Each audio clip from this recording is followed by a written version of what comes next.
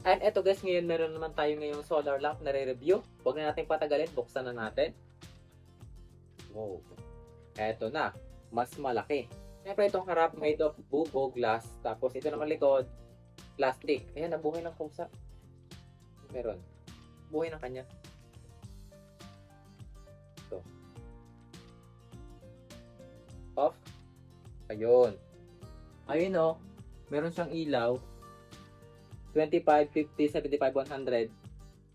Ayan. Dito sa remote niya, meron tayo ditong automatic 3 hours, 5 hours, 8 hours, on off. Tapos meron dito sa baba. Siguro palakasan at pahinaan to. Yan, pahinaan nga. Yan, sagad na. Ito na yung pinakamahina. Then palakasin natin. Yan, sunod. Dalawa lang. Base mahina, malakas. Bali yan talaga yung lakas niya at hina niya. Yun na yan. Tapos, on, off, on, off. Ayun lang. Automatic. Siyempre, alam ko dahil nakita nyo meron siyang battery indicator, gusto nyo rin makita kung gaano kalaki yung kanyang battery. Mamaya bubuksan natin yan. Kahit na siguradong mahirap to buksan. Ito yung kanyang solar panel. Siya is nasa 15 watts. Bali, 15 watts na 6 volt.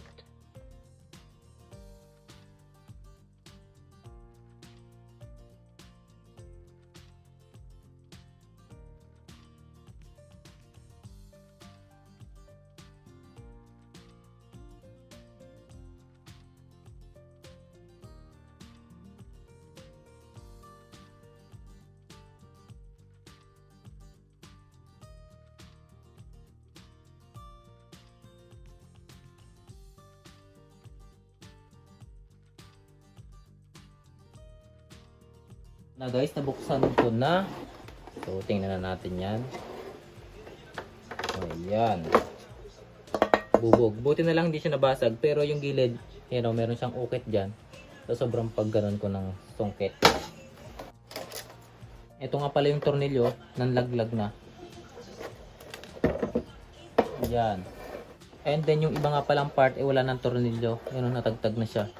Hindi na nila nilagyan. At ayan yung kanyang battery. 33140, 15 ampere. Grabe, yung laki ng capacity nito kung totoo.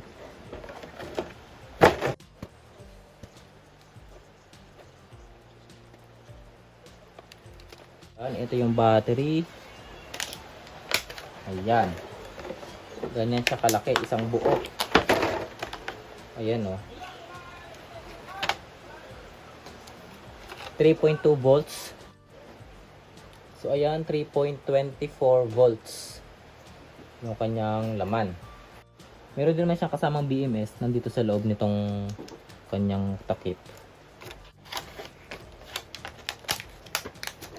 So ito yung kanyang battery 33140, 3.2 volts, 15 amperes. 2023-11-08. So kung talagang totoo yung kanyang capacity na 15 ampere hour, maganda to, malakas, matagal siya maloobat. Yun guys, ikakabit ko na siya dito. At yun naman, kita nyo ngayon, mayroon siyang mga tape kasi wala akong pandikit. Kaya nilagyan ko siya ng rugby sa loob, tapos nilagyan ko muna niya siyang tape. Pag nabagsak siya, bahala na siya sa buhay niya. Yun. Hindi ko na siya pala kailangan lagay ng tornilyo kasi sinabit ko lang sa pako.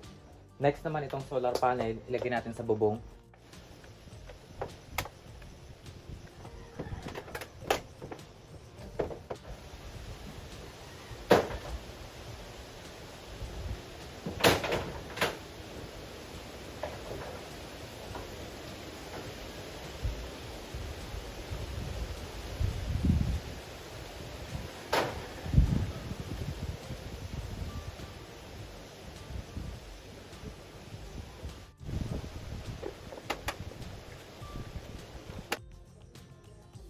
Okay, ayan na. At ito naman meron siyang battery indicator. Ayan, nag-charge na siya at nasa 100% na siya. So mamaya talagang matetesting natin kung kaya niya hanggang magdamag kasi full charge naman na siya.